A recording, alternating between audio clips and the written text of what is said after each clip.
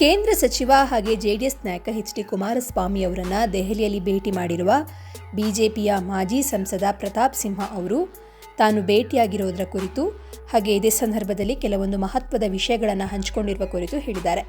ಸಾರ್ವಜನಿಕರೊಬ್ಬರು H D. Kumaraswamy ಅವರ ಆರೋಗ್ಯದ ಬಗ್ಗೆ ವಿಚಾರಿಸಿದ್ದು, ಇದಕ್ಕೆ ಪ್ರತಾಪ್ ಸಿಂಹ ಅವರು ರಿಯಾಕ್ಟ್ ಅನ್ನು ಮಾಡಿದ್ದಾರೆ.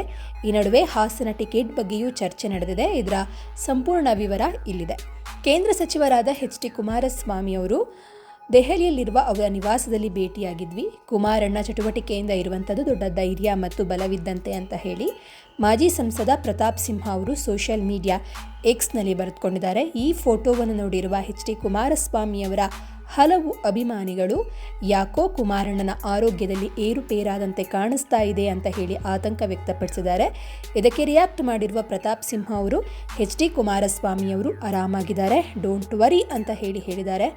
ಇನ್ನು ಈ ಬಗ್ಗೆ ಟ್ವೀಟ್ ಮಾಡಿರುವ ಕೇಂದ್ರ ಸಚಿವ ಎಚ್.ಡಿ. ಕುಮಾರಸ್ವಾಮಿ ಅವರು ಮಾಜಿ ಸಂಸದರಾದ ಪ್ರತಾಪ್ ಸಿಂಹ ಹಾಗೂ ಮುನಿಸ್ವಾಮಿ ಅವರು ನವದೆಹಲಿಯಲ್ಲಿ ನನ್ನ ನಿವಾಸದಲ್ಲಿ ಸೌಹಾರ್ದ ಭೇಟಿ ಮಾಡಿ ರಾಜ್ಯದ ಅಭಿವೃದ್ಧಿ ವಿಷಯಗಳ ಬಗ್ಗೆ ಚರ್ಚೆ ನಡೆಸಿದ್ದಾರೆ ಅಂತ ಅಂದಿದ್ದಾರೆ.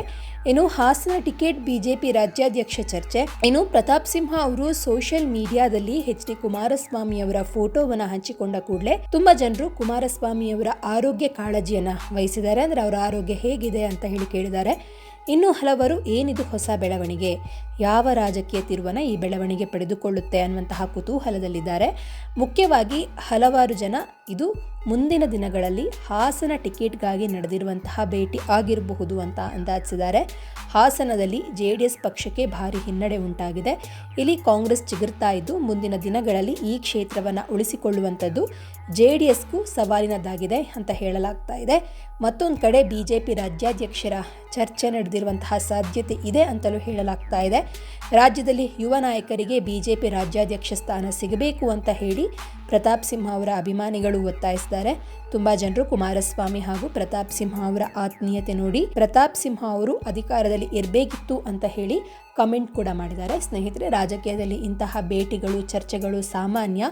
ಆದರೆ ಕುಮಾರಸ್ವಾಮಿ ಹಾಗೆ ಇದೀಗ ಪ್ರತಾಪ್ ಸಿಂಹ ಅವರ ಭೇಟಿ ಬಹಳಷ್ಟು ಚರ್ಚೆಗಳಿಗೆ ಎಡೆ ಮಾಡಿ ಕೊಡ್ತಾ ಇದೆ. ಸುಮ್ಮನೆ ಒಂದು ಸಿಂಪಲ್ ಆದ ಭೇಟಿ ಆಗಿರ್ಲಿಕ್ಕೂ ಸಾಧ್ಯ ಇದೆ. ಆದರೆ ಇತ್ತೀಚಿನ ಬೆಳವಣಿಗೆನ ನೋಡ್ತಾ ಇದ್ರೆ, ರಾಜ್ಯಾಧ್ಯಕ್ಷರಾಗಿರಬಹುದು, ಬೇರೆ ಬೇರೆ ಬೆಳವಣಿಗೆಗಳನ್ನು ನೋಡ್ತಾ ಇದ್ರೆ ಈ ಭೇಟಿಯ ಹಿಂದೆ ಏನೋ ಒಂದು ಮಹತ್ತರವಾದಂತಹ ವಿಚಾರ ಇದೆ ಅನ್ನುವಂತಹ ಮಾತುಗಳು ಕೂಡ ರಾಜಕೀಯ ವಲಯದಲ್ಲಿ ಕೇಳಿ ಬರ್ತಾ ಇದೆ.